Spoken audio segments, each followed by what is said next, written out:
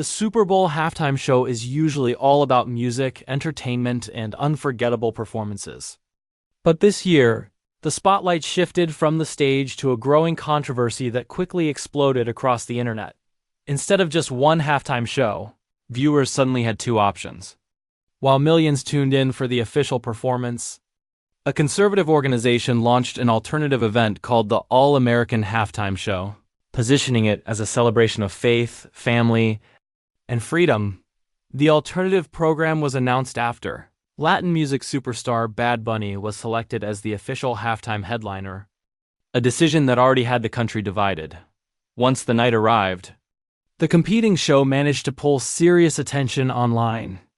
At its peak, more than 5.2 million viewers were watching simultaneously on YouTube, and the stream eventually surpassed 12 million views. But despite those numbers, the reaction wasn't exactly what organizers may have hoped for. Critics quickly labeled the event exceptionally boring and even called it a spectacular failure. Social media didn't hold back either. According to media tracking data, the alternative show generated nearly 54,000 mentions and 6.7 million engagements, but a large portion of that discussion leaned negative. Much of the backlash centered around headliner Kid Rock. Old lyrics resurfaced online, reigniting debates and fueling criticism across platforms. Then came another controversy: accusations that parts of the performance were lip-synced. Close-up footage led viewers to question whether the vocals matched the audio. Kid Rock later responded, saying the issue was caused by a syncing problem during production, not a fake performance. However, the drama didn't stop with the show itself. One Florida sports bar became the center of a viral storm after switching from the official halftime broadcast to the alternative one. Customers were furious and the business was hit with hundreds of negative reviews almost immediately. Many viewers complained that the alternative broadcast was not part of the Super Bowl, sparking outrage both online and offline. Meanwhile, the cultural divide became impossible to ignore.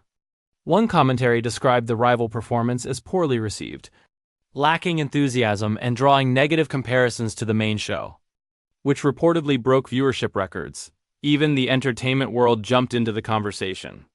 Some commentators mocked the alternative event, while others debated whether the backlash itself had become overly political.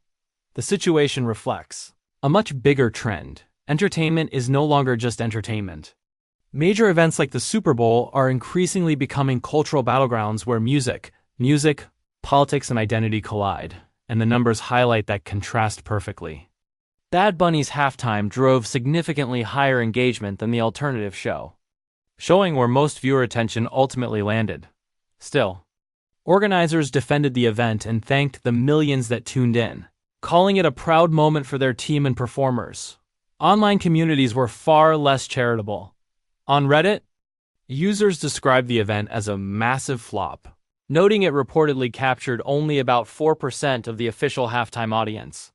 Others joked that even the Puppy Bowl might have had more viewers. Another viral comment called the Contra Show embarrassing as hell, criticizing